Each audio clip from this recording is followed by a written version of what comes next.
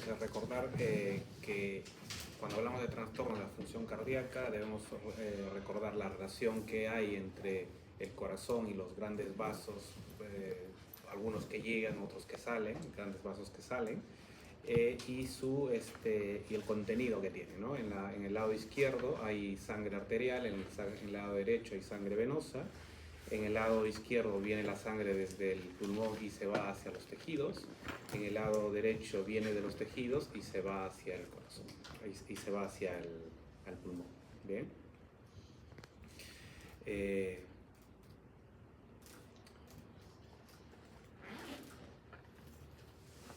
Hablaremos de algunas patologías como la pericarditis, las pericarditis, el derrame pericárdico, las enfermedades pericárdicas, el infarto de miocardio y miocardiopatías.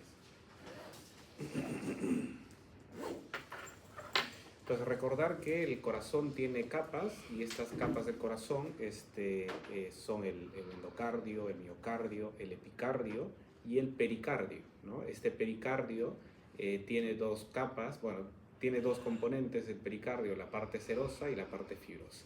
La parte serosa es el pericardio visceral o también llamado epicardio y el pericardio parietal, ¿no es cierto? El visceral o epicardio visceral más parietal me da el seroso y más externamente está el fibroso. Cada una de estas capas puede lesionarse y darnos patologías, ¿no? Pero también están las patologías de los mismos vasos sanguíneos, principalmente a nivel de las coronarias y de las válvulas, estas válvulas que impiden hacen que el flujo sanguíneo sea unidireccional. Cuando se habla de alteración del pericardio, se habla de una pericarditis, por ejemplo, una inflamación de este pericardio que habíamos hablado, ¿no? Este pericardio entre la capa visceral y parietal hay un espacio, el espacio pericárdico, donde hay una cantidad de líquido mínima que sirve básicamente como lubricante, al igual como hablábamos en el peritoneo, ¿no? Más o menos igual, ¿no? Aquí también hay un espacio pericárdico que separa estas dos capas y tiene un líquido que en situaciones patológicas puede incrementarse significativamente. Entonces, esto pasa como en la anemia, ¿no? En la anemia, un paciente que entra a la consulta con 5 de anemia y otro con 5 de anemia también, uno está muy sintomático y otro está muy poco sintomático, ¿no? ¿Por qué? Porque el que está muy sintomático, la anemia, la evolución de su anemia ha sido de rápida instauración.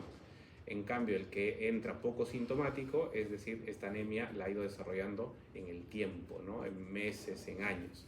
Aquí también, en el pericardio, si el llenado del espacio pericárdico es muy rápido, es agudo, entonces con poca cantidad de líquido en el espacio pericárdico, el paciente ya estará sintomático.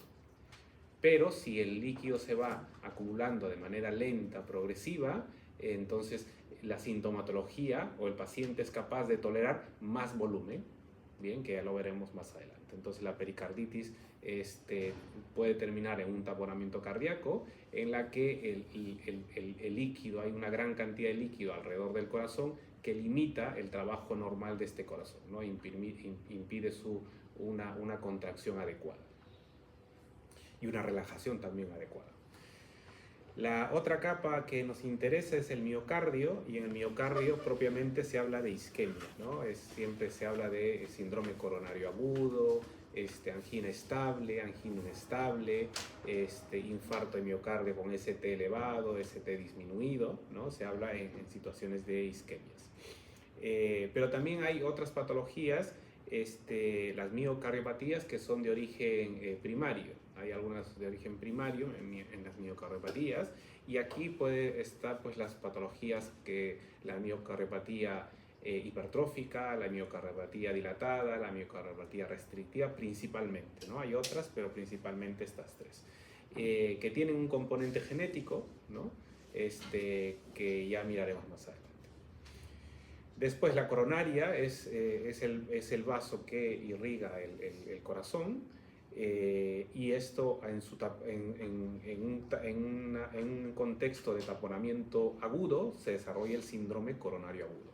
El taponamiento agudo puede ser parcial, parcialmente se tapona la coronaria y entonces esto será una angina inestable. Se tapona todo por completo, esto ya será un infarto de miocardio, ¿no? Y decíamos que en el infarto de miocardio podemos diferenciar el ST elevado, el ST disminuido. El ST elevado me dice que todo el grosor, todo el muro transmural está comprometido, ¿no? En cambio en el otro no todo el muro está comprometido, es parte del muro. Bien, por eso que el ST elevado es una verdadera emergencia, ¿no? Que actúa rápido en estos pacientes. El endocardio es otra de las capas, ¿no? La que está en contacto con la sangre y se nos puede inflamar, ¿no?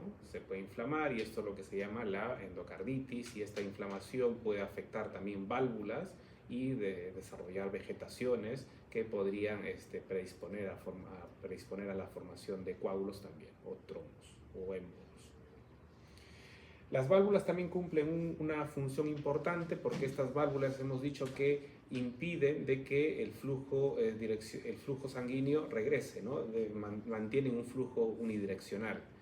Entonces, en pacientes con insuficiencia valvular de cualquier tipo, el flujo sanguíneo regresará, ¿no? Refluirá. En cambio, en la estenosis, el flujo sanguíneo se dará de manera unidireccional, pero con mucha dificultad, porque en las estenosis hay un problema de apertura y en la insuficiencia hay un problema de cerrar válvulas.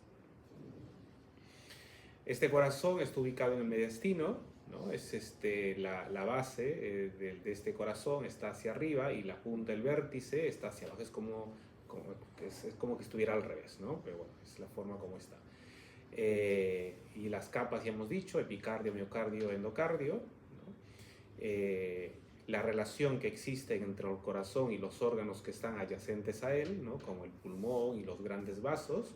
Y en este corte transversal lo que se puede ver es que la diferencia entre el ventrículo izquierdo y el ventrículo derecho, ¿no? El ventrículo izquierdo tiene paredes gruesas, ¿no? A diferencia del izquierdo.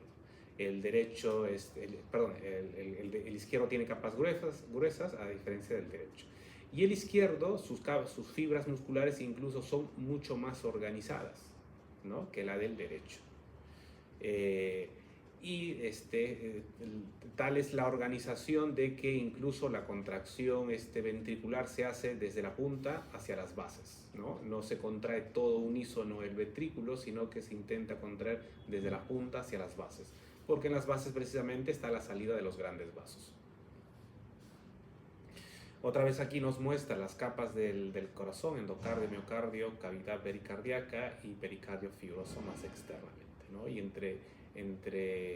limitan la cavidad pericárdica, el pericardio visceral y parietal, y el pericardio visceral es el epicardio. El pericardio, la capa fibrosa o serosa, ¿no? Hay dos capas, hemos dicho, y tiene una cavidad en la que hay un contenido más o menos entre 30 a 50 mililitros de líquido seroso y que tiene la función básicamente de lubricante.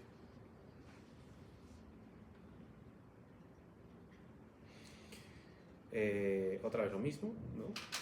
Las capas, la cantidad de líquido que puede haber en el espacio pericárdico.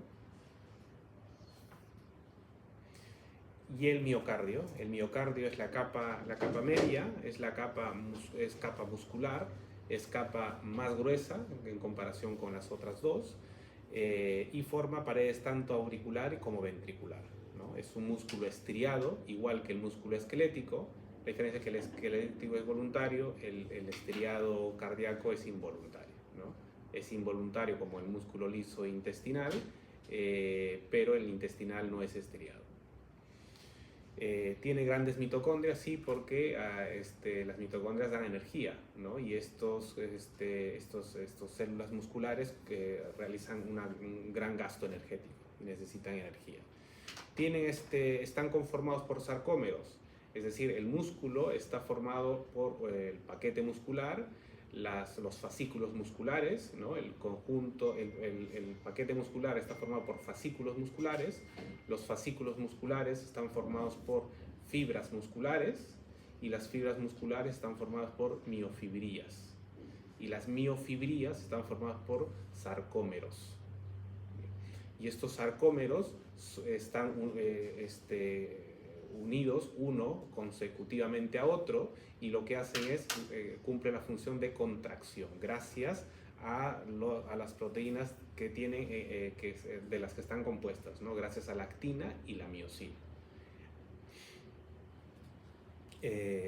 Entonces lo que hacen generalmente en la contracción muscular es desplazarse una sobre la otra, ¿no? Es se desplaza la miosina sobre la actina, desplaza de tal manera que hay un acortamiento del sarcómero, y esto es una miofibrilla, hay muchos sarcómeros. Una fibra muscular hay muchas miofibrillas. En una fibra muscular, en un fascículo muscular hay muchas miofibrillas, y en un músculo hay muchos fascículos. Es decir, la cantidad de sarcómeros que se están contrayendo simultáneamente es muy grande para poder realizar una contracción muscular. Esto es lo que decíamos, ¿no? Las aurículas y el ventrículo derecho, la disposición es un poco más desorganizada respecto a la del lado izquierdo. Y además, como hemos visto, tiene paredes más delgadas, y tiene paredes más delgadas porque hace menor trabajo, ¿no? Es decir, la fuerza contráctil del lado derecho es menor que la del izquierdo. El endocardio es una de las capas cardíacas, y este endocardio también tiene sus propias capas, ¿no? La interna, la media y la externa. Aquí hay las válvulas cardíacas, la aorta pulmonar mitral tricúspide, son la aorta y la mitral del lado izquierdo, y la tricúspide y la pulmonar del lado derecho, ¿no? Mantienen el flujo unidireccional. Y entonces afectación de alguna de ellas, cada una de ellas puede volverse insuficiente, cada una de ellas puede volverse estenótica. Bien, entonces insuficiencia, problema de cerrar la válvula, y estenosis, problema de abrir la válvula. El sistema de conducción es un sistema autónomo, ¿no? Se genera de manera autónoma a nivel de la aurícula derecha, y desde la aurícula derecha el impulso eléctrico que se ha generado pasa a la aurícula izquierda, pasa al nodo aurículo-ventricular, y desde el nodo aurículo-ventricular, por el haz de His y las fibras de Purkinje, se distribuyen en ambos ventrículos. Bien, de tal manera que hay esta pausa entre contracción auricular y ventricular.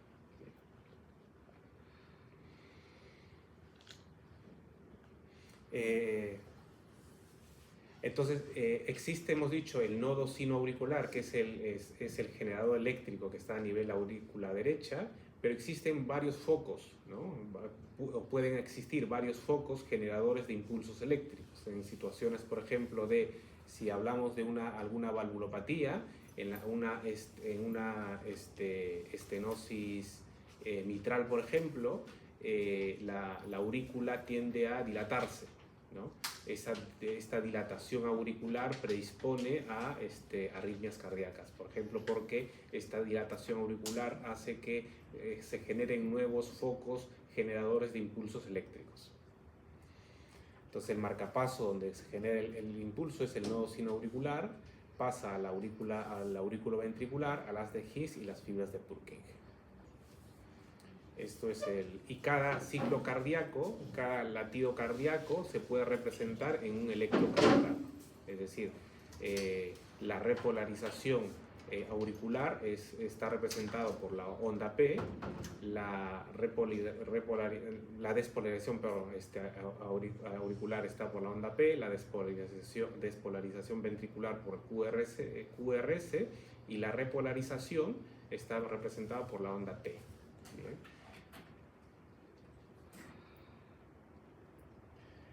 Ese es también otra vez un esquema general de cómo la distribución de las cavidades cardíacas y los grandes vasos, cómo se predispone, cómo fluye la sangre de un lado hacia otro, pasando por el lado derecho del corazón, llegando la sangre desde los tejidos hacia a la aurícula derecha, ventrículo derecho, de ahí va hacia el pulmón y del pulmón pasa a la aurícula izquierda y de ahí al ventrículo izquierdo y del ventrículo izquierdo pasa a todo el tejido y otra vez de nuevo recogido por las venas que llegarán otra vez a la aurícula derecha. Otra gráfica, ¿no? del corazón, y entonces hay flujos que hemos dicho, hay flujos que parten desde los ventrículos, es sangre que salen desde los ventrículos del corazón, los grandes vasos, y pues del lado izquierdo es la arteria aórtica y del lado derecho la arteria pulmonar. Aunque es una arteria la del lado derecho, realmente lo que transporta es sangre venosa. No todas las arterias son, en este caso esta arteria transporta sangre venosa, ¿no? O sangre no oxigenada, mejor dicho. Entonces esta irá a todos los tejidos, una vez que sale desde la aorta irá a todos los tejidos y se distribuirá por todos, ¿no? Cabeza, miembros superiores, tubo digestivo, riñones, tórax, miembros inferiores, a todos. Y desde esto será recogido por las venas hasta la aurícula derecha, lo que habíamos dicho. Entonces las arterias tienen una ventaja de que la sangre que transporta la fuerza con la que se transporta esa sangre es gracias a la bomba cardíaca. Tiene una bomba. Esta bomba favorece de que la sangre pueda distribuirse por todos los tejidos. Pero las venas no tienen una bomba, ¿no? No hay una bomba que impulse la sangre desde los tejidos hasta el corazón. Y la manera como regresa la sangre desde los tejidos al corazón es gracias a las válvulas cardíacas. Gracias a las válvulas a las válvulas sanguíneas y con ayuda de la contracción muscular, ¿no? Es decir, por cada contracción muscular que uno va haciendo durante la movilización, deambulación, lo que va a hacer es que impulsa la sangre hacia arriba y las válvulas de las venas no dejarán que esto regrese, ¿no? Y así progresivamente irán como la sangre irá avanzando, llegando hasta el corazón como si fuera de grada en grada, ¿no? De válvula en válvula. Este corazón puede trabajar mal, sí, puede trabajar mal y puede haber un mal bombeo o puede haber un proceso obstructivo, puede haber regurgitaciones, puede haber flujos derivados, alteraciones de la conducción, roturas cardíacas, es decir, hay varias patologías que pueden afectar esta función adecuada del corazón, ¿no? Entonces, cuando se da esta situación, porque hay un infarto, porque hay una arritmia, porque hay una pericarditis, porque hay una valvulopatía, una endocarditis, una arritmia, cualquier situación, pues lo que va a haber es una insuficiencia cardíaca. La insuficiencia cardíaca es un síndrome, es un conjunto de signos y síntomas que lo que me va a decir es que el corazón es insuficiente de transportar la sangre a todos los tejidos. No es un diagnóstico definitivo la insuficiencia cardíaca, es básicamente un diagnóstico de trabajo. ¿Qué quiere decir esto? Es como hablar de abdomen agudo. Cuando uno habla de abdomen agudo en la emergencia, los abdómenes agudos, uno pone como diagnóstico de trabajo abdomen agudo. Pero al alta, este paciente con abdomen agudo se irá con el diagnóstico de abdomen agudo por colicistitis, por apendicitis, por diverticulitis. En este caso también en la insuficiencia cardíaca es un diagnóstico de trabajo en la que al alta uno pondrá insuficiencia cardíaca por infarto de miocardio, por valvulopatías, por arritmia, por endocarditis, etcétera, etcétera. Bien. Entonces, la idea es que este corazón no puede perfundir adecuadamente a los tejidos. Entonces, aquí tampoco, no hay una pérdida de sangre, ¿no? En ningún momento. Lo que hay es una mala distribución. Es decir, el corazón al contraerse, al tener un mal gasto cardíaco, un bajo gasto cardíaco, habrá poca sangre en territorio arterial, pero habrá una gran congestión venosa y entonces habrá más contenido sanguíneo a nivel venoso. Entonces no ha habido pérdida de sangre, sino mala distribución. Y esta mala distribución hace que al haber una congestión venosa significativa, se aumente la presión hidrostática y esta presión hidrostática genere un edema, un trasudado, ¿no? Entonces en insuficiencias cardíacas podemos ver edemas, ascitis, hepatomegalia por congestión sanguínea, reflujo hepatoyugular, ingurgitación yugular, ¿no? Signos que me dicen de que hay una congestión venosa, ¿bien? Por esta mala distribución.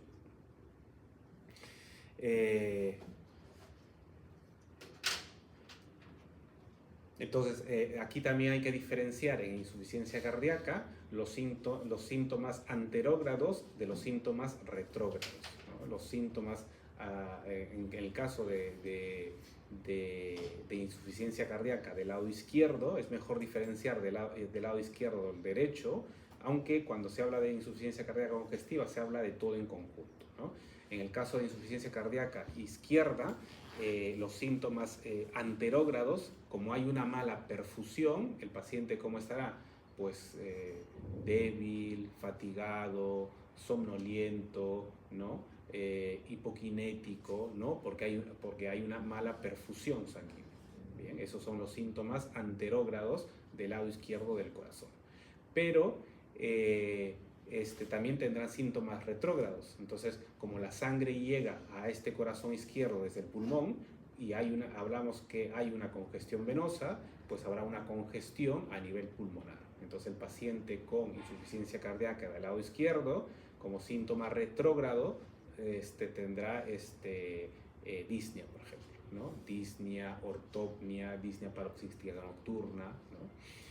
En el lado derecho, los síntomas retrógrados están más relacionados desde dónde viene, por esta congestión venosa, desde dónde viene la sangre al lado derecho, y vienen de todos los tejidos, ¿no? Entonces, en este paciente, pues habrá principalmente ingurgitación yugular en la insuficiencia cardíaca derecha como síntoma retrógrado, insuficiencia, regurgitación reflujo hepatoyugular, ingurgitación yugular, ascitis, edema de extremidades inferiores. Bien.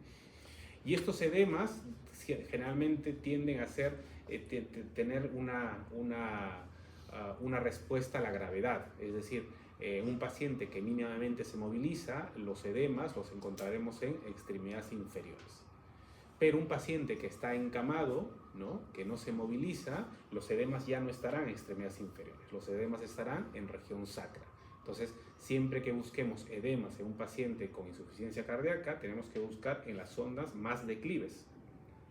El paciente que camina, que anda, su zona más declive será las extremidades inferiores. Pero el paciente que no anda, que está postrado, su zona más declive será región sacra, región glútea. Bien, es donde se valorará esos edemas, esa fobia.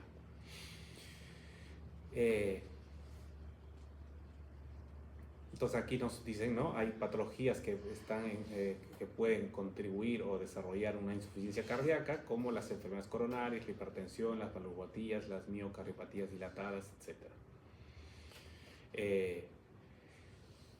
Entonces, cuanto más va avanzando en el tiempo, el paciente cuando más va empeorando el cuadro clínico de insuficiencia cardíaca, pues el paciente se va sintiendo cada vez más sintomático, ¿no? Por eso hay la división de clases funcionales, ¿no? La clase funcional 1, el paciente está asintomático. Clase funcional, hay del 1 al 4. Entonces el 1 está asintomático, el 4 está sintomático incluso en reposo, ¿no? El paciente, el 1 está asintomático y el 4 está asintomático incluso en reposo. Y el 2 y el 3 son los intermedios, ¿no? El 2 es el que está sintomático a medianos esfuerzos y el 3 a grandes esfuerzos. Bien. Y esta instauración es de años, no es rápida, es de años. Que hay episodios agudos de insuficiencia cardíaca aguda, sí, hay episodios agudos como el edema agudo de pulmón, ¿no? Que son de instauración rápida. Pero la insuficiencia cardíaca es una patología crónica con episodios que se pueden agudizar. Y cada vez la fracción de eyección va disminuyendo, ¿no?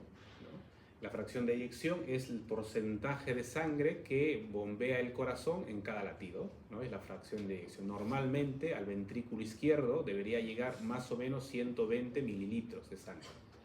De esos 120 mililitros de sangre, un paciente normal mínimamente debería expulsar, más o menos debería expulsar 70 mililitros. Bien, esa es la fracción de eyección que debe estar más o menos en un 60%. Es decir, un paciente, nosotros normalmente no expulsamos todo el contenido del ventrículo. Si de 120 expulsamos 70 más o menos. Bien. Entonces, esa fracción de eyección es reducida, se va reduciendo, quiere decir que del 120 que podría llegar, pues ya no se expulsa 70, sino 60, 50, 40, 30, así progresivamente, y se va perdiendo fracción de eyección. Bien. Y en estos empiezan a aparecer mecanismos compensadores que empiezan a ayudar para poder mejorar la perfusión, ¿no? Para mejorar el gasto cardíaco, ¿no? Porque el gasto cardíaco está disminuido y entonces habrá activación del sistema renina-angiotensina, activación del sistema simpático, activación de la vasopresina, ¿no? Habrá mecanismos compensadores. Y hay mecanismos propiamente intrínsecos, ¿no?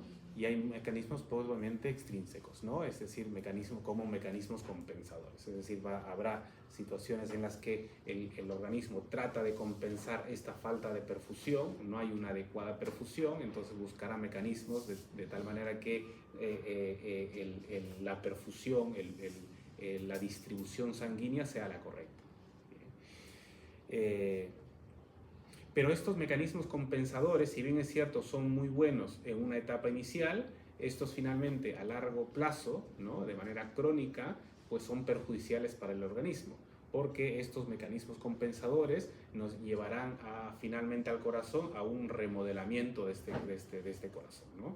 Y este remodelamiento terminará pues en una hipertrofia concéntrica o excéntrica, que agravará, o una fibrosis también, que agravará el problema. Entonces, para esto hay anticompensadores, por ejemplo, ¿no? La ley de Frank Starling, ¿no? Dice que cuanto más se va llenando el ventrículo, pues cuando más se va distendiendo las fibras miocárdicas ventriculares, pues estas tienen más fuerza para su contracción, ¿no? Pero eso tiene hasta cierto límite. Este es como la liga, ¿no? La liga, vas estirando, tiene fuerza, un poco más, se contrae con más fuerza, es decir, pero llega un punto en que la liga no da más, ¿no? Aunque lo estires más, lo que vas a poder lograr es que se rompa la liga. En el caso del corazón es esto, ¿no? Aunque, si bien es cierto, cuanto más distiendes o cuanto más estiras las fibras musculares, más fuerza tendrán, pero hasta un cierto límite. Entonces habrán mecanismos compensadores que habíamos dicho, ¿no? Habrá un gasto cardíaco bajo, y este gasto cardíaco bajo será detectado por ciertos vasoreceptores que están a nivel carotidio, a nivel aórtico, y estos vasoreceptores enviarán información, de tal manera que se activará el sistema simpático, se activará la producción de vasopresina y se activará el sistema renina-angiotensina-aldosterona, ¿no? Como mecanismos compensadores. Y es que lo que busca el corazón es activar una de las cosas que busca el corazón es activar el simpático, ¿no? Porque si este corazón no perfunde bien, pues lo que busca es taquicardizar o darle más fuerza a su contracción, es decir, aumenta el cronotropismo y aumenta el inotropismo, ¿no? A través de este sistema nervioso simpático. Es que el sistema nervioso simpático, que es parte del sistema nervioso periférico, nos sirve para la lucha, ¿no? Para la lucha o la huida, ¿no? Y entonces, en la lucha o en la huida, pues necesitamos taquicardizar, que nuestro corazón contraiga más. Además, fuera del corazón hay broncodilatación también, en general en las respuestas simpáticas, pero esto es en episodios agudos es una buena respuesta. El problema es en episodios crónicos, cuando estas respuestas compensadoras se dan de manera crónica, es cuando el problema empieza a suceder en el corazón. Y el corazón se vuelve por eso insuficiente. A largo plazo empieza a aparecer estos problemas, ¿no? Hipertrofia, menor sensibilidad a los receptores beta-adrenérgicos, necrosis, apoptosis, menos depósitos de noradrenalina, menos inervación simpática, arritmias, deterioro del funcionamiento sistólico y diastólico, es decir, a largo plazo empiezan los problemas, ¿no? Aunque si bien es cierto, es una buena idea, ¿no? Una buena idea porque a través de los simpáticos, más taquicardia, más fuerza contráctil, a través del sistema renina-angiotensina, más retención de sodio y agua, a través de la vasopresina, más retención también de agua, ¿no? Entonces, lógicamente parece una buena lógica porque si hay menos flujo sanguíneo a nivel arterial, reabsorbiendo o teniendo más sangre o haciendo trabajar al corazón más, pues podré compensar esta deficiencia. Pero que hemos dicho que existe una sangre mal distribuida. Y si está mal distribuida, toda esta retención de líquido que se haga será a favor de ¿qué? De llevar más sangre al territorio venoso, ¿no? Empeorar la congestión venosa. Y si empeoro la congestión venosa, empeoro también los edemas, ¿no? Y la taquicardia y el aumento de la fuerza muscular a la larga llevará a una hipertrofia, tanto concéntrica como excéntrica, ¿no? Es decir, estos mecanismos compensadores que parecían buenos, pues ahora nos perjudican. Y para ello aparece el péptido natriurético auricular, ¿no? Auricular o el tipo A, ventricular, cerebral o tipo B y el tipo C, ¿no? Y estos péptidos natriuréticos lo que buscan es son como los anticompensadores, ¿no? Es decir, si bien es cierto que hay mecanismos compensadores, que habíamos dicho, estos péptidos natriuréticos son como los anticompensadores, es decir, aumentan la diuresis, por ejemplo, ¿no? Para empezar a quitar volumen, ¿no? Esta congestión venosa, disminuir esta congestión venosa y disminuir también estos edemas.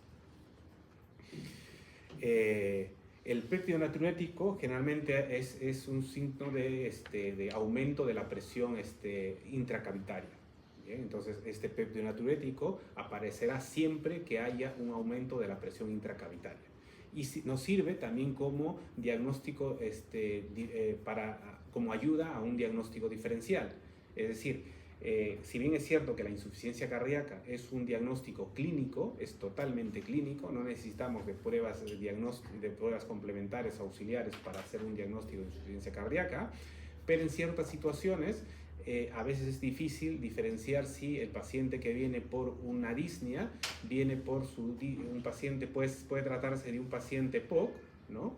Que viene por su disnea, pero también puede venir por una insuficiencia cardíaca. Los dos tienen disnea, ¿no? Entonces, cuando este paciente, tú no sabrás si este paciente viene porque su EPOC se ha agudizado nuevamente y está presentando disnea, o porque se está desarrollando una insuficiencia cardíaca y el paciente ahora también está presentando disnea. En estas situaciones que no tienes una buena conclusión diagnóstica, pues una medición de los péptidos natriuréticos ayuda muchísimo, ¿no? Porque a través del péptido natriurético, si sale negativo, pues dirás definitivamente esto no es una insuficiencia cardíaca. Si sale positivo, es muy probable que esto sea una insuficiencia cardíaca. Entonces hemos dicho que existen mecanismos compensadores que a la larga nos perjudican, ¿no? Que en el corto plazo parecen muy eficientes, pero a la larga nos perjudican. Y estos mecanismos compensadores tienen sus anticompensadores, que son los péptidos natriuréticos. Pero estos anticompensadores tienen sus anticompensadores, es decir, tiene la nepricilina. La nepricilina lo que va a hacer es degradar a los péptidos natriuréticos, ¿no? Entonces, es los mecanismos compensadores, los anticompensadores y los anticompensadores, ¿no? Más o menos así. Entonces, esto es más o menos reciente, ¿no? Esto se ha visto, se ha descubierto por lo menos hace pocos años. Y entonces es también una terapia, un mecanismo de tratamiento también, ¿no? La penicilina, lo que se trata de hacer es inhibir la nepricilina a través de fármacos, ¿no? El sacubitril, si alguno ha escuchado sacubitril, es lo que hace esto, ¿no? El sacubitril es un antinepricilina. ¿Por qué es un antinepricilina? Porque la nepricilina intenta destruir los péptidos natriuréticos. Entonces, con el sacubitril lo que hacemos es que los péptidos natriuréticos permanezcan más tiempo en circulación. Bien. Entonces, en tratamiento de insuficiencia cardíaca hay medicamentos que nos sirven son antirremodeladores o medicamentos que han demostrado mejor pronóstico en los pacientes. Y hay tratamientos que no han demostrado mejorar el pronóstico, ¿no? Los que han demostrado mejorar el pronóstico son los que van en contra de los mecanismos compensadores. Es decir, si hay una respuesta simpática como mecanismo compensador, pues los beta bloqueantes ayudarán mucho en esto, porque son beta bloqueantes, ¿no? Beta adrenérgicos bloqueantes. Si el sistema renina-angiotensina-aldosterona es otro mecanismo compensador, pues los IECA serán otra forma de tratar y bloquear este mecanismo compensador. Si la aldosterona está implicada en ello, pues daremos antialdosterónicos, por ejemplo, ¿no? Espironolactona, por ejemplo.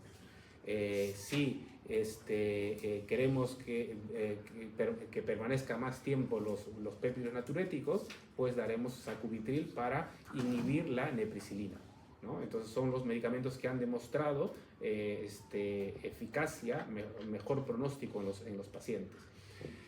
¿Y dónde quedan los diuréticos? Pues los diuréticos sirven básicamente como sintomáticos. No han demostrado mejorar el pronóstico, pero sirven como sintomáticos porque ayudan a disminuir los líquidos, ¿no? A través de las tiazidas, las furosemidas, por ejemplo. El remodelado se da, ¿no? Hay un daño inicial, hay mecanismos de adaptación, mecanismos agravantes, remodelación cardíaca, y esta remodelación terminará en insuficiencia cardíaca. Que este corazón es insuficiente para cumplir las funciones que le toca hacer por este remodelamiento. Este remodelamiento puede consistir de dos maneras, ¿no? Bueno, la hipertrofia se puede presentar de dos maneras, por una sobrecarga de presión o por una sobrecarga de volumen. En una sobrecarga de presión, los sarcómeros que habíamos dicho que eran constituyentes de las miofibrillas, ¿no? Estos sarcómeros se agruparán en paralelo, ¿no? Es como cuando los carros se estacionan en paralelo, ¿no? Entonces se estacionarán como que se colocan en paralelo, y entonces esto será el desarrollo de la hipertrofia concéntrica. En cambio, en una sobrecarga de volumen, los sarcómeros se ordenarán en serie, de tal manera que en serie se desarrollará una hipertrofia excéntrica o la forma dilatada, ¿no? Hay fibrosis también, hay apoptosis también, ¿no? Como elementos en este remodelado. Entonces, en este remodelamiento lo que va a haber es hay una alteración en el volumen telediastólico, ¿no? El volumen, normalmente cuanto más volumen telediastólico tengo, más volumen sistólico tengo, pero aquí pasa lo inverso, ¿no es cierto? Porque hay un remodelamiento y hay una alteración, tanto si fuera una hipertrofia concéntrica, la cavidad intracardíaca, la cavidad de las cavidades, la cavidad, ¿no? Las cavidades cardíacas están más reducidas. Y si se trata de una miocardiopatía dilatada, si es una hipertrofia dilatada, las cavidades estarán preservadas o más grandes de lo normal, pero la fuerza contráctil estará disminuida. Doctor, yo no comprendo bien la diferencia entre la excéntrica y la concéntrica. ¿Cuál es la diferencia?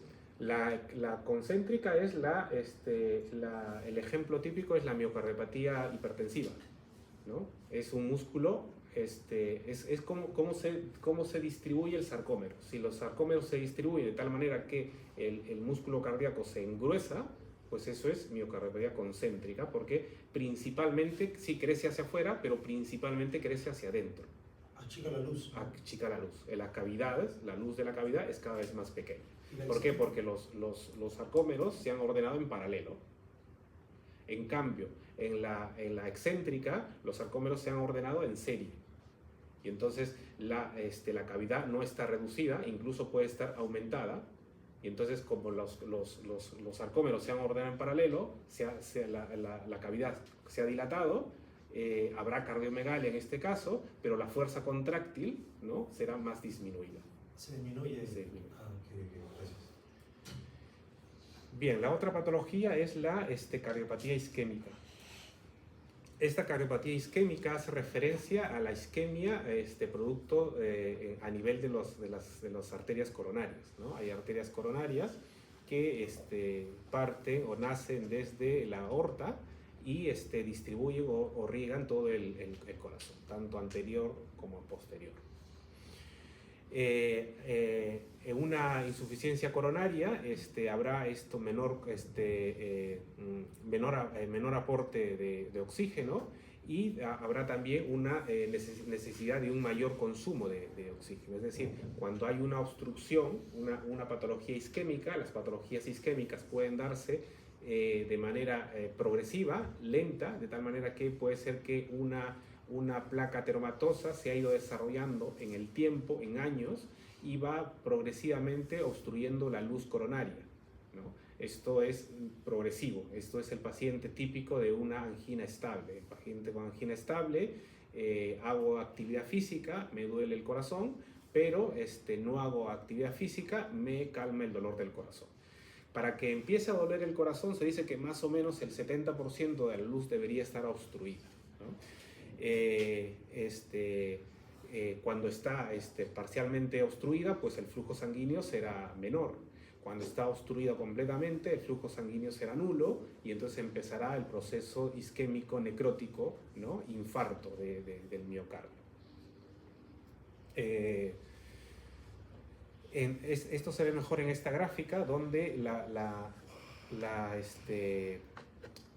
placa ateromatosa puede ir progresivamente creciendo intraluz, y con el tiempo puede ocluir completamente, ¿no?, con el tiempo, pero con años, en un tiempo muy largo.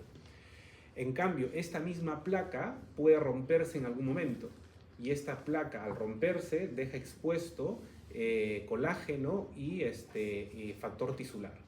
Y este colágeno y factor tisular activan la homeostasis, y al activar la homeostasis se genera un coágulo sobre esta placa que se ha roto. Entonces, si esta placa que se ha roto genera un coágulo, y este coágulo ha obstruido parcialmente la arteria coronaria, eso se llamará angina inestable. Si ese coágulo ha obstruido de manera aguda completamente la coronaria, eso se llamará infarto de miocardio. Bien. Entonces aquí dice cierre crónico, claro, porque se puede dar un cierre crónico, una placa ateromatosa que progresivamente se va cerrando con el tiempo muy lentamente. Pero estos dos son situaciones agudas, ¿no? Por eso que estos dos son síndromes coronarios agudos. Este no es un síndrome coronario agudo. ¿Pero se llega a bloquear completamente? No es lo habitual, pero sí podría llegarse a bloquear completamente. Porque habría algún síntoma, algo antes, ¿no? Claro, este es la angina estable. El C es la angina estable, ¿no? Me duele cuando hago ejercicios, pero cuando reposo ya no me duele. En cambio, esta es la A es la angina inestable. Me duele cuando hago ejercicio y cuando hago reposo también me duele, ¿no? El infarto me duele igual también en reposo y en actividad. Otra diferencia es que las anginas estables suelen doler como mucho, esto es relativo, pero dicen que como mucho duelen 15 minutos, ¿no? Esto es relativo, como que en general duelen como mucho 15 minutos. En cambio, la angina inestable y el infarto duran más de 15 minutos. Bien, es una forma de diferencia. ¿Cuánto te ha durado el dolor? 10 minutos. ¿Cuánto te ha durado el dolor? 30 minutos. Pues es una forma más o menos de diferenciar uno y otro en estas situaciones. Entonces depende mucho el grado de obstrucción de la arteria coronaria, ¿no? Es diferentes niveles de obstrucción, pero recordar que si es el 70% de obstrucción, este es el síndrome coronario agudo, repito, es angina inestable, infarto de miocardio. Claro, ¿por qué la angina inestable es un síndrome coronario agudo y por qué es una emergencia? Porque la angina inestable, que es esta de aquí, podría en cualquier momento obstruir completamente la arteria coronaria y convertirse en un infarto de miocardio. No es que la angina inestable se quede como inestable todo el tiempo, es inestable precisamente por esto, por su inestabilidad hace que en algún momento pueda convertirse en un infarto de miocardio. Por eso es importante que los síndromes coronarios agudos no se da de alta, ¿no? No se da de alta los síndromes coronarios agudos, hay que manejarlo. Los síndromes coronarios, las anginas estables, no es que le das el alta, sí, le das el alta, pero le das una cita pronto para hacer estudios, ¿no? Coronografía, claro, en esta situación, en este contexto totalmente obstruido, no. En el contexto de que el paciente tiene dolor, tiene angina, que calma con el reposo, ¿no? En este contexto, sí. Si que se llegara a obstruir completamente, produciría un infarto, ¿no? Producirá un infarto, pero es difícil que llegue a este punto porque el paciente ya desde el 70% de obstrucción ya se está quejando. Claro. Entonces es difícil que llegue a ese punto porque me está doliendo por lo menos 15 minutos, como mucho me está doliendo 15 minutos y entonces ya antes llegará. Es difícil que alguien llegue completamente obstruido aguantando el dolor mucho tiempo porque si al 70% me duele, al 80, al 90 me está doliendo también. Entonces y entre el 70 al 100% no hay 1 ni 2 días, hay varias semanas, meses de evolución, entonces el paciente generalmente suele atenderse antes. Entonces la obstrucción es de diferentes grados, ¿no? Y lo que nos interesa es esto, ¿no? Que al 70% empieza la sintomatología. Al 70 y al 80-90% el paciente tiene dolor tanto en actividad como en reposo.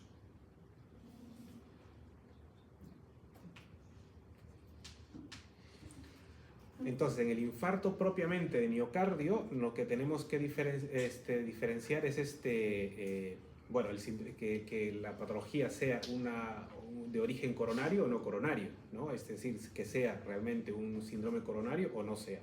Si sospechamos de un síndrome coronario, lo que tenemos que hacer como protocolo es hacer un electrocardiograma lo más pronto posible y que sea valorado, ¿no? Por eso que en algunos hospitales existe, o en la mayoría ya, existen centros de triaje, ¿no? Donde el paciente es valorado y donde el paciente es atendido según la prioridad de su patología.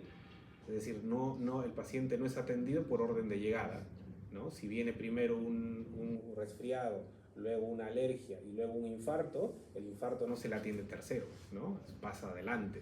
¿Por qué? Porque los centros de triaje priorizan la atención de los pacientes de tal manera que si es un infarto, lo que se va a hacer primero es un electrocardiograma. Y ese electrocardiograma no solo es hacerlo, sino leer también el electrocardiograma.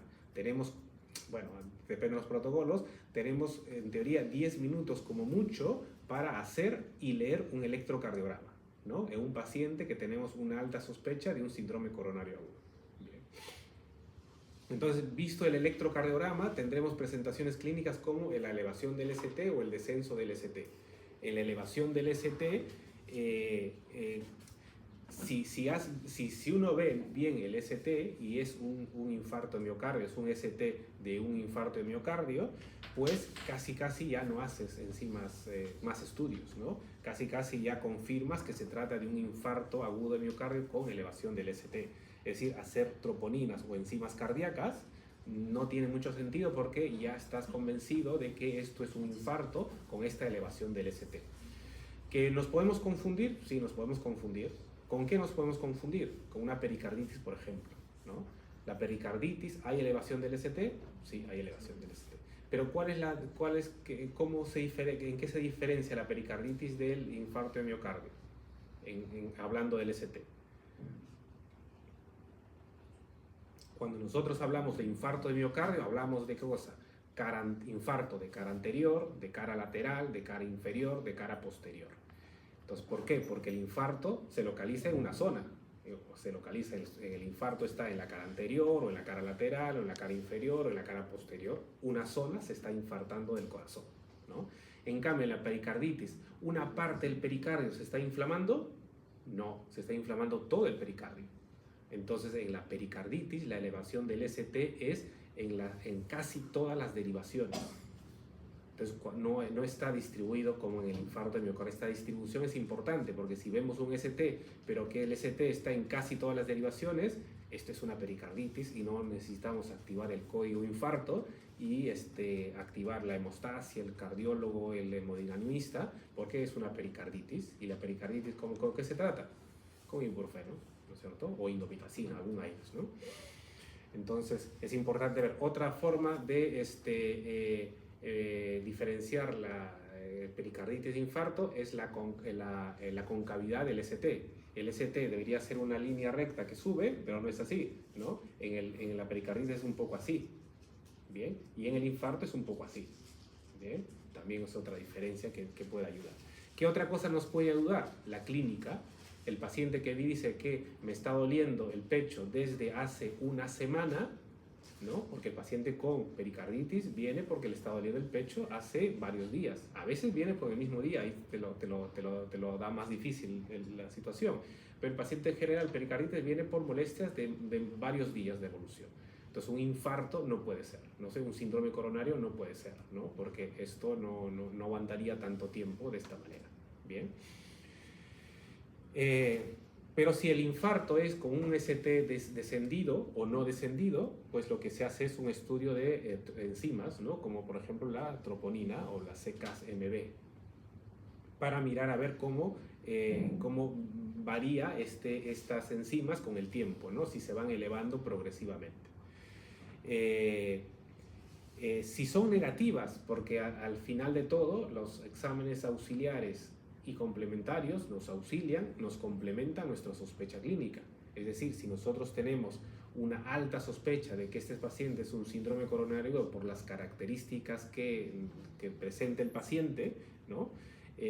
Por el electrocardiograma también, pero las enzimas cardíacas salen negativas, pues hay que creer en lo que nosotros estamos valorando. Y es decir, tenemos que avanzar una prueba más. Hacemos una coronariografía, ¿no? Entonces, esto sería más o menos la evolución de el dolor, ¿no? Cómo va evolucionando y cómo se va alterando progresivamente el electrocardiograma. Es decir, este paciente con mínima molestia por ahí en región supraesternal, pues cambios electrocardiogramas significativos aquí no hay, ¿no? Aquí no llama la atención. Quizá un poco aquí parece alterado, pero pasa como normal. Aquí cuando ya el dolor ya es interescapular, precordial, incluso epigástrico, pues sí, ya hay un ligero descenso del ST, ¿no es cierto? Cuando el dolor se hace más extenso, llega a mandíbula, se desplaza hacia brazo, en epigastrio claramente ya está instaurado, pues el ST está mucho más descendido. Pero cuando el paciente tiene la afectación de todo el grosor de la pared, pues ST ya está ahora ascendido, ¿no? Está elevado. Y esto se hace, estas troponinas se van haciendo, estas troponinas Estas troponinas se van dosando progresivamente y se va mirando la evolución en el tiempo.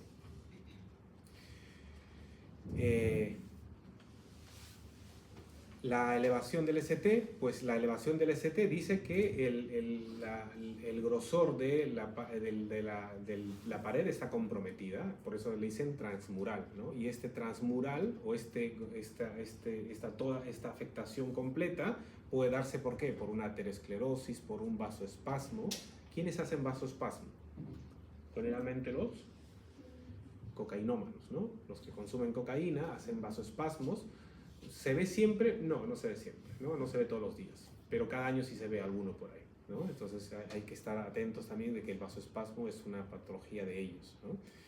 La disfunción endotelial, ¿no? Alteraciones endoteliales que predisponen, que activan la coagulación, también podría estar ocluir una arteria coronaria, los trombos, ¿no? Los mecanismos.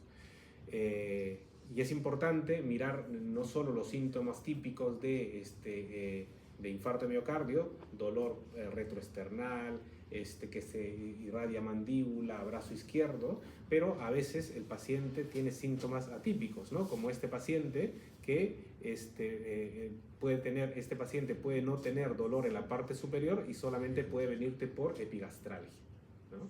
Entonces hay que tener mucho cuidado con las epigastralgias, ¿no? Un paciente que vino con epigastralgia y que decidimos darle un protector de estómago y un paracetamol porque parecía solo epigastralgia, ¿no? Pero en triaje decidieron hacerle un electrocardiograma.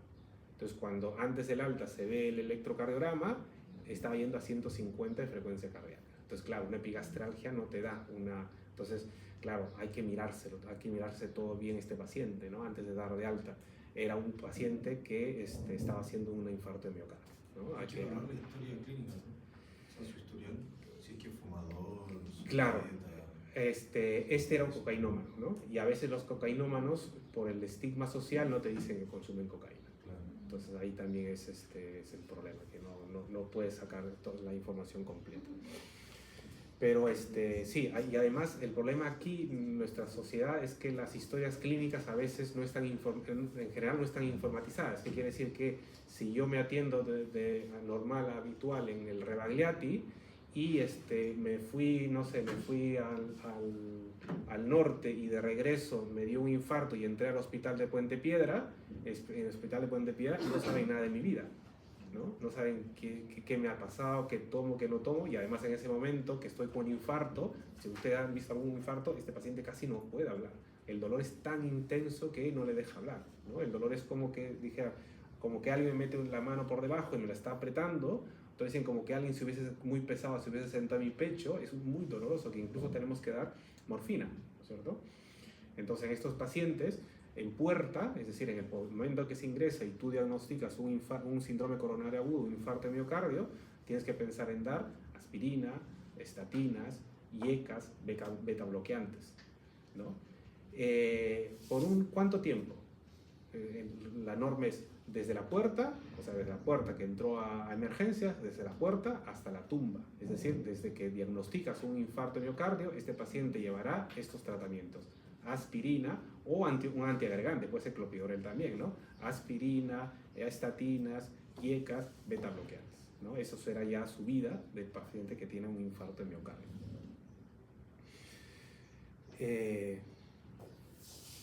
Entonces, este paciente le interesa mucho la localización, sí, la localización interesa mucho, ¿no? El infarto subendocárdico es 1/3 a 1/2 de la pared del ventrículo, en cambio el transmural es obviamente que todo, ¿no? Por eso que es importante en estos pacientes la actuación rápida.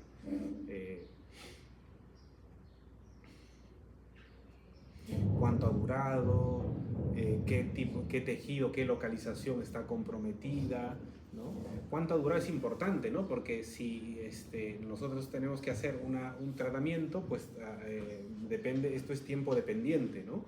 Hay que actuar rápido porque si demoramos mucho, si por algún motivo no se ha podido traer al paciente, o el paciente no ha llegado rápido al hospital, pues quizá no necesite criterios de fibrinolisis porque el infarto ya está instaurado, ¿no? Y aunque tú puedas hacer una reperfusión, vas a hacer una reperfusión sobre tejido ya muerto, ¿no? Entonces no tiene sentido. Por eso que el tiempo es importante en estos casos. Es importante, ya ustedes lo verán, ¿no? Cómo tienes que calcular todos los tiempos. Es decir, si necesitas, lo ideal es hacer una coronografía con una angioplastía, ¿no? Es lo ideal. Pero si no se puede, es un tratamiento fibrinolítico.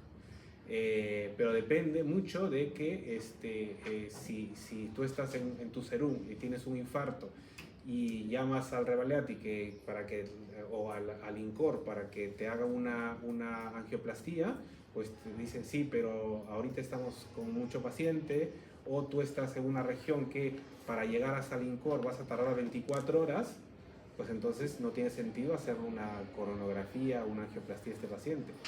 Tratarás de buscar la vía más rápida, y que en ese caso será buscar un recombinante del TPA, ¿no? del activador tisular de plasminógeno recombinante, ¿no? Harás la fibrólisis directamente. ¿Por qué? Porque sabes que aunque el otro tratamiento es mejor, pero tardarás mucho en llegar. El paciente tardará mucho en llegar. Entonces, ante esta situación tienes que priorizar el tratamiento. Entonces esto es básicamente lo que dice, ¿no? Cuando está totalmente obstruido o cuando está parcialmente obstruido. Con ST elevado o ST descendido. Cambios, el principal cambio es la conversión del aeróbico a anaeróbico, ¿no? Es decir, le quitas lo que sabíamos, ¿no? de la necrosis. Entonces, cuando le quitas el flujo sanguíneo, le estás quitando nutrientes, le estás quitando oxígeno, y entonces estas células que están infartándose, ¿no? Estas células que se están infartando necesitarán energía, y la energía la buscarán por la vía anaeróbica.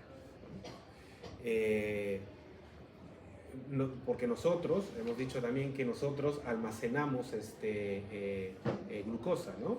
Pero no almacenamos oxígeno. Entonces, en estos pacientes, su prioridad es el oxígeno. La glucosa también es su prioridad, pero todavía tiene un poco de reserva quizá.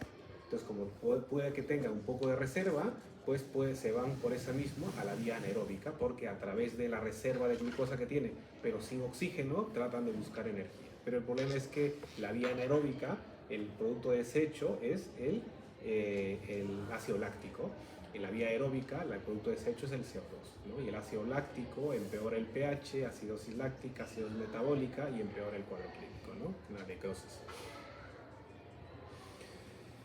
Son reversibles, y el daño irreversible a los 40 minutos, ¿no? Por eso que es importante esto de actuar rápido. Cambios macroscópicos a horas, ¿no? Es decir, ya es más evidente a horas. Por eso que mientras más pronto uno haga una reperfusión, ¿no? Sea con medicamentos, sea con coronografía, pues hay que hacerlo lo más rápido. Síntomas típicos, pues dolor, que se va a la muela, a la mandíbula, al brazo izquierdo, que se va hacia el nivel retroesternal o interescapular. Pero también hay síntomas inespecíficos, ¿no? El paciente puede venir mareado, vomitando, con dolor de cabeza, ¿no? Con fatiga, ¿no? También hay síntomas atípicos. Síntomas atípicos también se encuentran en pacientes con diabetes, ¿no? Los pacientes diabéticos, por esta neuropatía diabética, tienen más tolerancia al dolor, es decir, que el dolor lo soporta mejor. Entonces, un paciente que en un mismo infarto, en dos pacientes, uno diabético y no diabético, el no diabético tendrá un dolor intenso precordial. En cambio, el diabético con alteración neurológica, con neuropatía diabética, el dolor quizás sea más, la sensación de su dolor sea menor. Entonces, no es raro encontrar pacientes diabéticos con neuropatía diabética que hayan tenido un infarto. Entonces, a una paciente que se le hizo un electrocardiograma por un control normal, y se le encontró ondas Q profundas, ¿no? Y las ondas Q profundas me dicen que este paciente tuvo en algún momento un infarto de miocardio, ¿no? Entonces era diabética, no se enteró, quizá, claro, que no es un infarto masivo, un infarto extenso para que aguante tanto, ha sido un infarto pequeño, pero que ella no lo notó, ¿no? Bien. Las miocardiopatías es el otro grupo. De las miocardiopatías hay que recordar que hay, bueno, estas miocardiopatías pueden ser primarias, las que hablaremos son las primarias, y las secundarias, ¿no?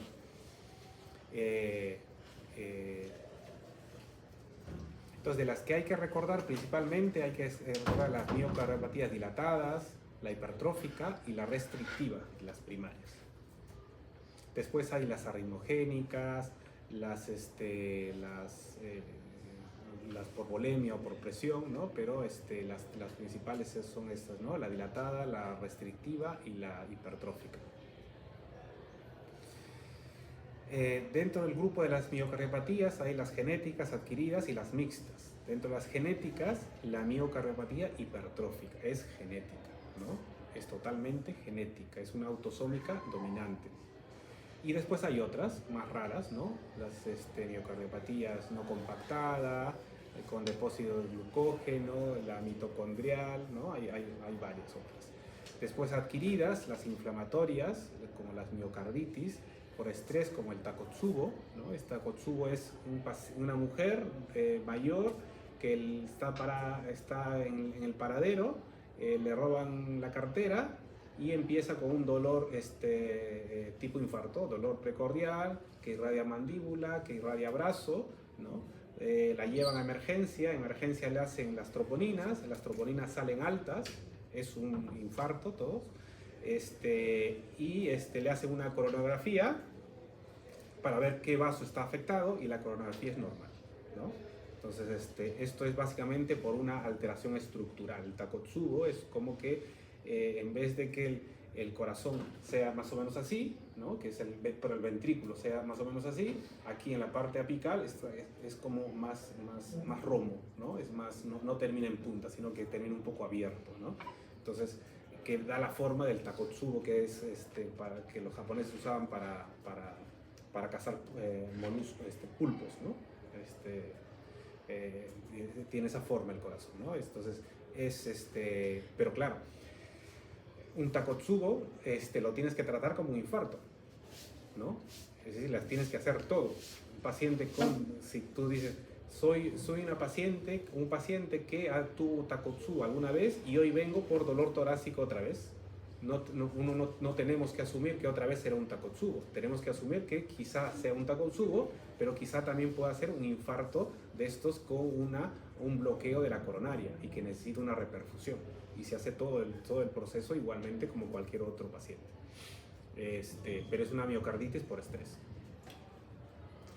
Es la que destaca. Y en las mixtas, pues la miocardiopatía dilatada, ¿no? Chagas, VIH, alcohol, ¿no? Miocardiopatía restrictiva también, ¿no? Amiloidosis, sarcoidosis. Entonces la miocardiopatía hipertrófica es tal cual, ¿no? Es una autosómica dominante, ¿no? Y autosómica dominante, nos interesa saber que es una autosómica dominante porque la autosómica dominante es que un alelo está afectado, ¿no? En cambio el otro no. Eso quiere decir que los autosómicos dominantes tienen la mitad de la carga genética todavía para poder sobrevivir. Por eso que estos pacientes con enfermedades autosómicas dominantes, los diagnósticos generalmente se hacen en la adultez. Adulto es el de 20 años, el de 30 años, el de 40 años, ¿no? En la adultez se hace, ¿no? En cambio, el autosómico recesivo, ¿qué necesita? Que los dos alelos estén afectados, ¿no? Entonces, por eso que el autosómico recesivo, generalmente el diagnóstico es muy temprano. Y la enfermedad típica de esta autosómica recesiva es la fibrosis quística, por ejemplo, ¿no? Entonces, esto hemos dicho que es un paciente que es autosómico dominante, que un alelo todavía tiene media carga genética todavía, y esto le ha permitido vivir asintomático hasta la adultez. Bien, asintomático hasta la adultez. Y en la adultez puede desarrollar ¿qué cosa? Producto de esta miocardiopatía hipertrófica puede desarrollar angina, disnea, síncope y muerte súbita. Hay un engrosamiento ventricular inexplicable porque no es un paciente hipertenso, es una alteración genética. Entonces uno le hace un estudio a estos pacientes y tiene paredes engrosadas sin un hallazgo, ¿no? Entonces se sospecha que sea una primaria. En las miocardiopatías hipertróficas, en las miocardiopatías hipertróficas hipertensivas, miocardiopatía hipertensiva, también hay un engrosamiento del corazón. Pero este engrosamiento del corazón, a veces suele pasar que el corazón está un poco más grande, es decir, podemos encontrar cierta cardiomegalia.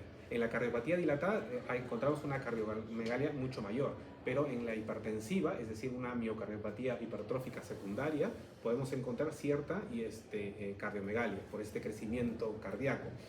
Pero en esta miocardiopatía hipertrófica primaria no hay cardiomegalia. Es decir, una radiografía no nos ayuda. Es decir, un paciente joven que solicita un estudio para hacer actividades deportivas, le hace su chequeo médico, le hace su radiografía, le haces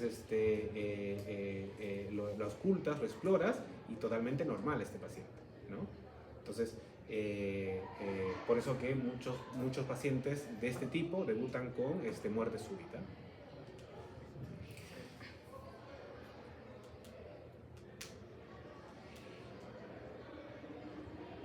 Entonces, en estos pacientes, este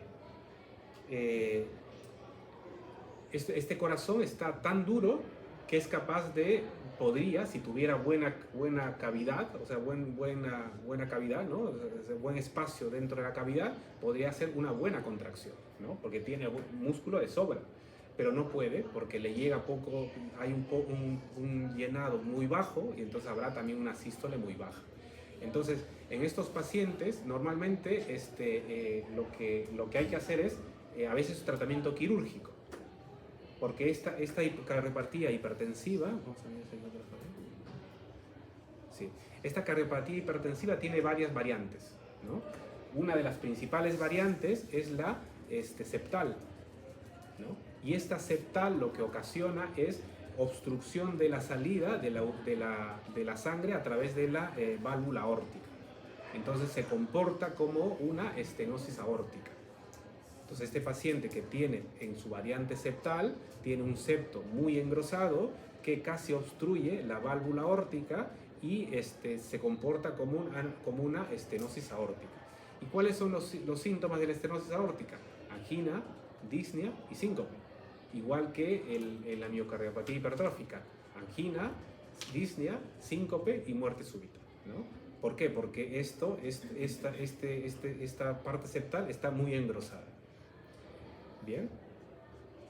Entonces lo que se hace generalmente es, como está muy engrosada la parte del septo, lo que se hace es quitar el septo o intentar quitar un poco ese septo, ¿no? O infartar el septo.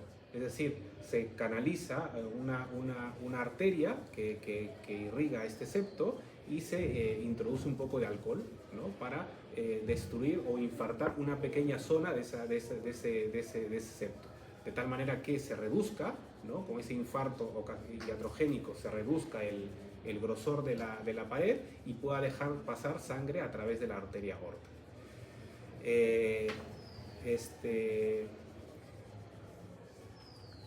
También se puede colocar marcapasos, pero un marcapasos, lo normal de los marcapasos es que un marcapasos sirva para sincronizar un corazón.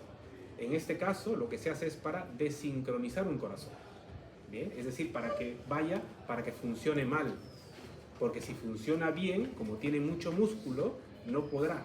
Entonces, si funciona mal, podrá recibir un poco más de sangre y poder expulsar un poco más de sangre, mejorar un poco la fracción de eyección. Entonces, será un marcapaso que se active a nivel ventrículo derecho y el ventrículo derecho recién se active el ventrículo izquierdo. Es como si transformásemos a este paciente en un bloqueo de rama izquierda. La miocardiopatía hipertrófica versus la dilatada es que la hipertrófica es 100% genética, ¿no? La miocardiopatía dilatada tiene un porcentaje de genética, pero otro porcentaje que es no genético, ¿no? Pero los dos me dan falla cardíaca, muerte súbita, fibrilación auricular, ictus, stroke, es decir, desarrollo de coágulos, ¿no? de trombos.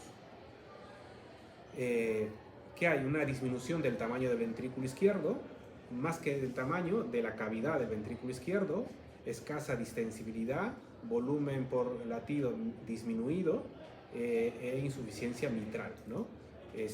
También, además de la aorta, que puede también comprometer, como en este caso, aquí se ve mejor, ¿no? Como este tabique está totalmente engrosado, que me está obstruyendo la salida de la sangre a través de la aorta.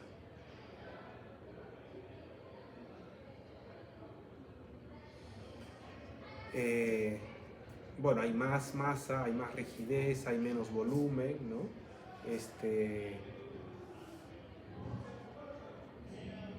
Mayor carga de contracción, estenosis subaórtica, lo que decíamos.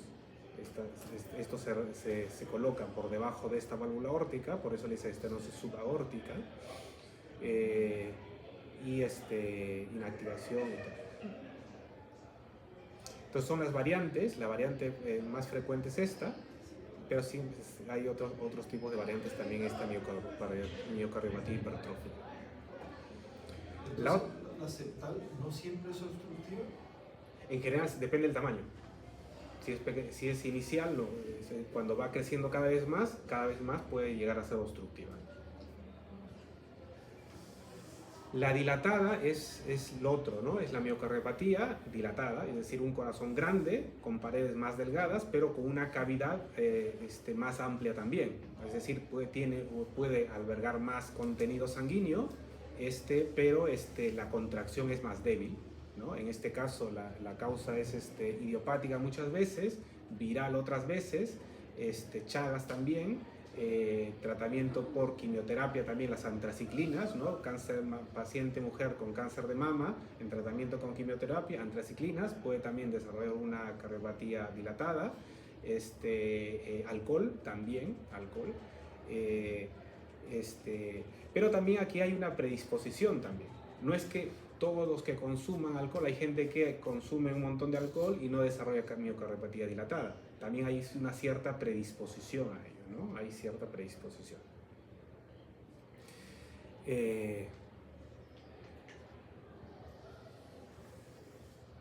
Pero la fiebre reumática suele producir más valvulopatías o también puede hacer... No, más valvulopatías. Entonces aquí hay una cosa, ¿no? Que esto es miocardiopatía dilatada, que estamos hablando de enfermedades miocardiopatías primarias, ¿no? Pero la causa principal es isquémica, que es una causa secundaria. Entonces, ¿por qué es esto? Porque... La fiebre reumática, bacterianas. Bueno, sí, puede, ¿no? Pero más raro, ¿eh? Muy raro. Entonces, ¿por qué isquémicas? Porque las isquémicas tendría que ser esto una miocardiopatía dilatada secundario para ser una isquémica, ¿no? Pero estamos hablando de miocardiopatías primarias, y en esta miocardiopatía primaria se dice que es isquémica por la respuesta que tiene en un paciente con predisposición genética. Es decir, un paciente que tiene un infarto de miocardio, isquémica, ¿no? Un infarto de miocardio, esta pared estará hipokinética, no estará funcionando.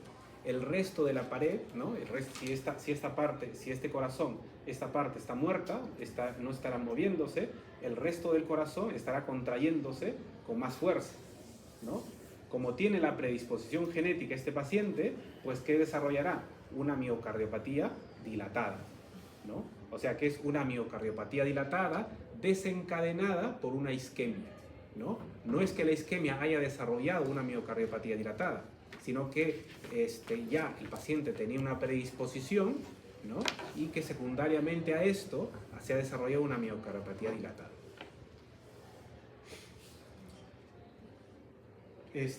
Hay factores genéticos, inmunes, ¿no? También hay inflamación del miocardio, puede haber también enfermedades inmunitarias por mimetismo, ¿no? Por restos antigénicos que están a nivel del miocardio, también, ¿no? Manifestaciones: la disnea, astenia, dinamia, intolerancia al ejercicio, insuficiencia cardíaca, dolor precordial, palpitaciones, edema, todo eso de falla cardíaca, ¿no? Hay falla cardíaca. Entonces, consumo de alcohol, sí, pero en ciertos pacientes con predisposición, ¿no? No todos, claro, es malo para otras cosas, pero aquí estamos hablando de miocardiopatía dilatada, pues es mejor prevenir, ¿no? También igual, síntomas de falla cardíaca, ¿no? Hay un choque de punta desplazado porque el corazón está más grande y al estar más grande se desplaza el corazón y entonces la punta del latido se nota en otro lugar. Puede producir pérdida de peso, sí, porque hay un volumen diastólico, un gasto cardíaco disminuido, ¿no? Si hay un gasto cardíaco disminuido por falla cardíaca, pues el paciente tiene menos fuerza, está dinamia, está somnoliento, también puede llegar incluso a perder peso y estar caquético en el peor de los casos, ¿no? Puede tener un tinte ictérico, sí, los pacientes con falla cardíaca pueden tener tinte ictérico, porque hay tanta congestión a nivel hepático que la conjugación de la bilirrubina no se da, ¿no? Es decir, la bilirrubina que se está produciendo por recambio de eritrocitos no puede llegar a hígado para conjugarse y entonces se va acumulando esa bilirrubina indirecta, ¿no? También puede ser. Hepatomegalia por lo mismo, ¿no? Plétora yugular, ¿no? Por congestión venosa, ascitis, edema, disneas. Todos esos son los signos de falla cardíaca. Mal pronóstico, cualquiera de estas, ¿no? Retraso de la conducción, elevación de las presiones, sodio sérico, o sea, son signos que me dirán que este paciente está yendo a mal pronóstico. ¿Cuál es el tratamiento en estos pacientes? Hemos dicho que en la miocardiopatía hipertensiva podemos, está la parte quirúrgica, también podemos dar betabloqueantes, podemos poner marcapasos. Aquí el tratamiento es básicamente como si fuera una insuficiencia cardíaca. El tratamiento de las miocardiopatías dilatadas es como si fuera una insuficiencia cardíaca, ¿no? El mareo, tal cual. Porque además los síntomas y los signos que estamos viendo son de insuficiencia cardíaca. Después lo otro es la miocardiopatía restrictiva. Y la miocardiopatía restrictiva, la principal causa es la amiloidosis, ¿no? Es más rara. Bueno, también puede estar la sarcoidosis, puede estar la hemocromatosis, ¿no? Hay otras patologías que están por ahí.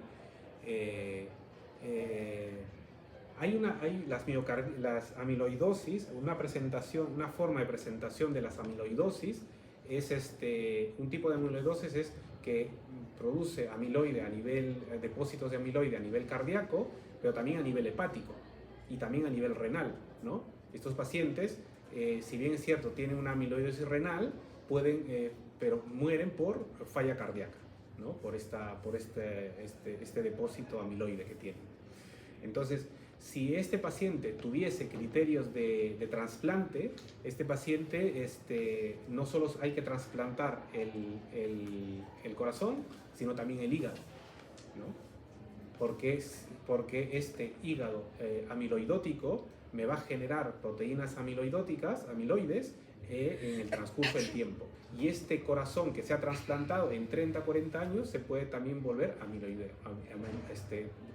almacenar depósitos de amiloide también, ¿no?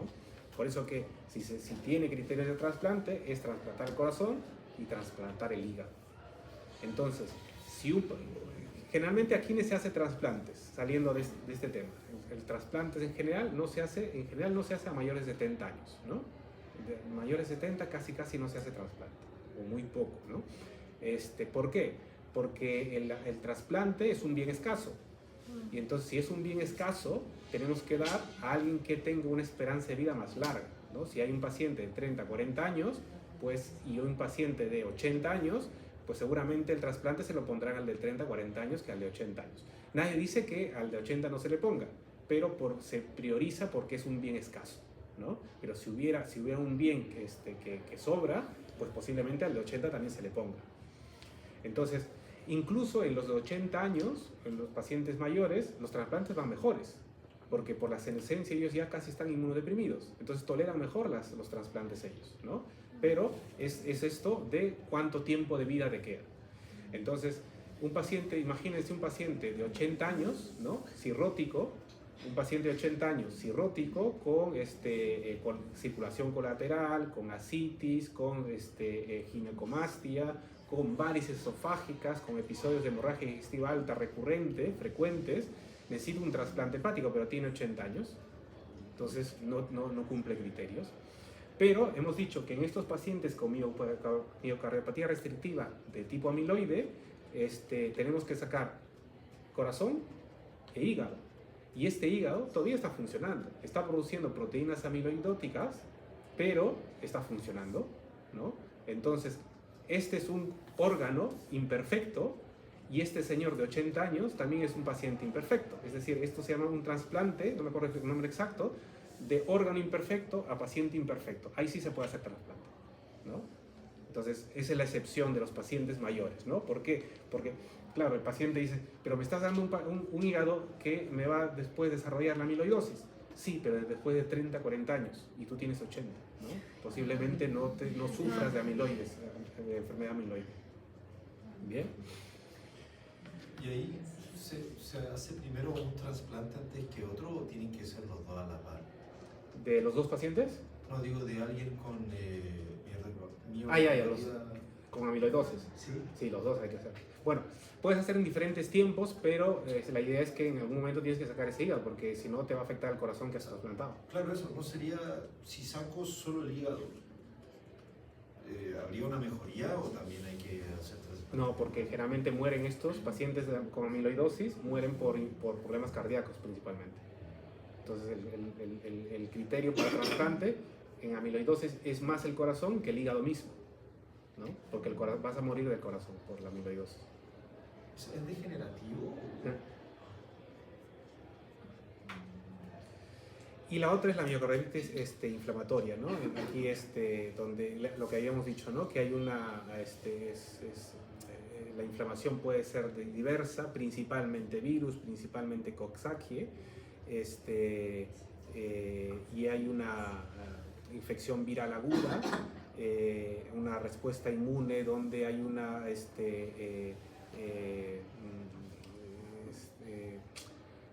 un mimetismo, es decir, hay restos antigénicos que quedan a nivel de miocardio, y estos, ante este mimetismo se genera anticuerpos contra este miocardio, ¿no? Y puede terminar en una miocardiopatía dilatada e insuficiencia cardíaca. Lo mismo, ¿no? Esto es inflamación, falla cardíaca. En la insuficiencia cardíaca hay una insuficiencia que es de bajo gasto y de alto gasto, ¿no? Es decir, no, de fracción de eyección elevada o conservada y fracción de eyección disminuida, ¿no es cierto? Entonces, aquí también pasa lo mismo, pero el problema es que hablar de fracción de eyección conservada o disminuida o elevada o disminuida también nos lleva a confusión. Es decir, cuando uno habla de fracción de eyección, el corazón hemos dicho que recibe 120 mililitros de sangre. Y de esos 120 mililitros debe expulsar más o menos 70. Por eso que una fracción de eyección normal es más o menos alrededor del 60%, ¿no? Nosotros no expulsamos toda la sangre que hay al ventrículo, no la expulsamos. Entonces, cuando decimos que un paciente con insuficiencia cardíaca tiene una fracción de eyección preservada, no quiere decir que está bien, ¿no? No quiere decir que tienen una buena perfusión. Este paciente con insuficiencia cardíaca preservada generalmente pasa en miocardiopatías hipertróficas. En miocardiopatías hipertróficas, ¿le entra mucha sangre al corazón? No, ¿no es cierto? Porque la cavidad está comprometida. Y si está comprometida la cavidad, pues le entra menos sangre. Entonces, si de estos 120, ¿cuánto de sangre le entrará a este corazón? Quizás 60. Y de este 60, ¿cuánto va a expulsar? 30, ¿no? Imagínense 30. 30, es decir, tiene una fracción de eyección al 50%. Todavía es aceptable, ¿no? Ese es un paciente con fracción de eyección preservada.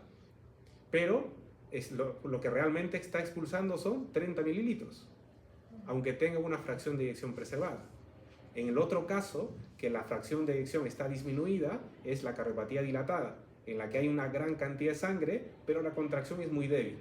Y al haber una contracción muy débil, expulsa también 30 mililitros. Los dos, tanto la miocardiopatía hipertensiva concéntrica y excéntrica, los dos tienen gasto bajo, independientemente de que tenga fracción de eyección preservada o no preservada. ¿Bien? ¿La excéntrica también? ¿Cómo? ¿La excéntrica también? Gasto bajo, sí. Porque tiene mucha sangre, pero no tiene fuerza. No tiene fuerza.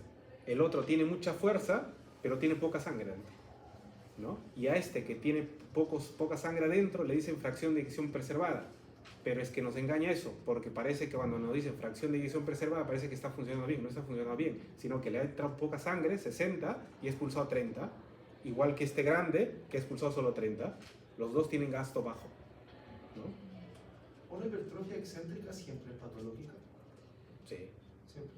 Bueno, de las que conozco yo sí. No, sí. Y estas son las formas, ¿no?, de la miocarditis inflamatoria, las miocarditis, cardiomiositis, las presentaciones, ¿no? Las otras son las enfermedades del pericardio, que ya hemos dicho, ¿no? Hay una pleura visceral, parietal, entre medio hay un espacio pleural que tiene poco líquido y que puede inflamarse esa capa, ¿no? Eso es una pericarditis aguda, donde hay dolor pericárdico, roce pericárdico y electrocardiograma alterado, ¿no? Y este electrocardiograma, decíamos, sí, si bien es cierto que aquí también hay un PR descendido, pero este PR descendido es temporal, no permanece mucho tiempo. En cambio, esta ST sí es elevada por mucho tiempo, ¿no? Entonces esto es lo que hay que diferenciar del infarto de miocardio. El roce pericardio es un poco difícil de escuchar, es un paciente que cuando se pone hacia adelante le mejora el dolor, y precisamente en esa posición es que también se ausculta mejor el roce pericárdico. El dolor es básicamente por esta inflamación del pericardio, ¿no?, que está inflamado, y esta inflamación produce dolor, y que se empeora con la inspiración, porque en la inspiración hay mayor retorno venoso, y cuando hay mayor retorno venoso en la inspiración, esto amplía las cavidades cardíacas y hace que duela más esta pericarditis. El tratamiento en general son antiinflamatorios de entrada, ¿no? Este paciente es anti-ibuprofeno, ¿no?, o indomitacina también. Y entonces, si no mejorase de aquí una semana, 10 días, 2 semanas, pues se puede cambiar la indometacina o el ibuprofeno, se puede cambiar por colchicina, y se puede agregar incluso corticoides. Bien, entonces por eso le dicen triple terapia. No es que demos de entrada los 3 medicamentos, sino que en diferentes momentos podemos hacer uso, depende de la evolución del paciente: antiinflamatorios, colchicina, corticoides. Y en pacientes con pericarditis recidivante podemos usar tratamiento biológico, ¿no? Los anti-interleucina 1, como el anakinra, que podemos usar. Es muy caro, y además las pericarditis recidivantes son muy raras.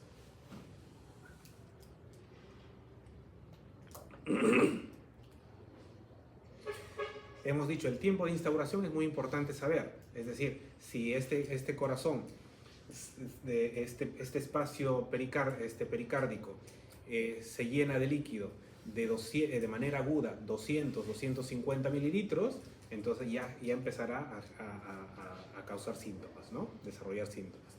Pero si la instauración es muy lenta, incluso puede soportar hasta 1 litro de líquido en ese espacio pleural, pericárdico. Y cuando hay mucho líquido, pues lo que va a hacer, va a desarrollar un taponamiento cardíaco, ¿no? Un taponamiento cardíaco, todo está líquido alrededor del corazón, todo esto sería líquido, ¿no? Todo esto de aquí es el líquido. Este es el derrame pericárdico. Y aquí hay tanto derrame pericárdico que las aurículas no se ven, ¿no? Esto de aquí está colapsada, la aurícula izquierda, ¿no? Está colapsado. Entonces el grosor del derrame pericárdico es el mismo grosor que el ventrículo derecho, ¿no? O sea, es grande. Entonces si uno tiene un paciente con pericarditis y encuentras un roce pericárdico, ¿no? Le das un ibuprofeno, por ejemplo, ¿no? O indomitacina, lo que quieras, le das un AINES y después de 1 hora regresas con el paciente, ¿no? Lo auscultas otra vez y ya no hay roce pericárdico. ¿Lo has curado? ¿O qué ha pasado? O 1 hora pasada, hace 1 hora le diste un ibuprofeno y el paciente ya le escuchas y ya no tiene roce. ¿Qué tienes que pensar? ¿Que lo has curado o que se ha complicado? Que se ha complicado, ¿no? Porque cuando no hay roce, cuando desaparece el roce en el paciente de manera tan rápida, porque el ibuprofeno en 1 hora no le va a curar, ¿no? Entonces, si desaparece el roce en 1 hora, pues posiblemente está llenándose más líquido ahí, ¿no? Y entonces está desarrollando un taponamiento cardíaco. Y si hay un taponamiento cardíaco, ese corazón estará latiendo con menos potencia, con menos fuerza, ¿no? El electrocardiograma tendrá voltajes muy pequeños. ¿Quién tiene voltajes pequeños? ¿El obeso o el muy delgado? Porque el voltaje es esto, ¿no? ¿Cómo va la onda? ¿Quién tiene? El delgado tiene voltajes muy pequeños, porque el detector, el electrodo, lo que mide es la cercanía que estás al corazón. El delgadito está más cerca, el electrodo al corazón. El obeso está más lejos, ¿no? Entonces, porque hay algo que se interpone entre el corazón y el electrodo.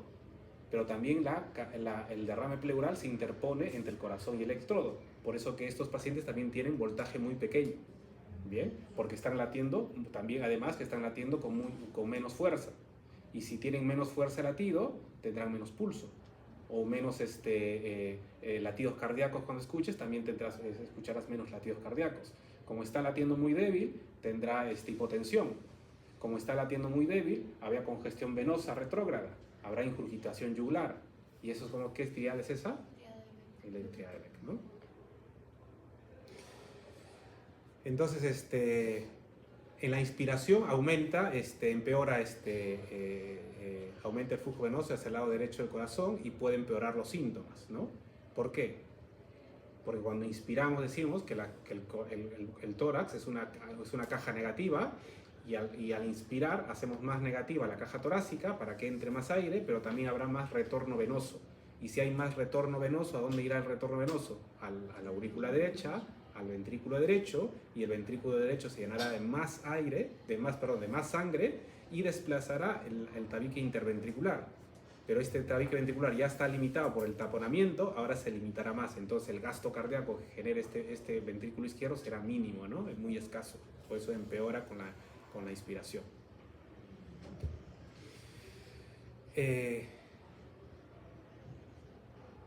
Bueno, acá hay retorno venoso, corazón se deprime, hay taponamiento cardíaco. Bueno, es la evolución de cómo se ha ido desarrollando y que puede terminar en un shock, ¿no? Un shock obstructivo, ¿no? Obstructivo, exacto. Ruidos cardíacos disminuidos, presión venosa disminuida. Bien. Y hay que diferenciar, lo hemos dicho, del infarto. Es importante esta diferenciación. Muy bien, chicos. Hacemos...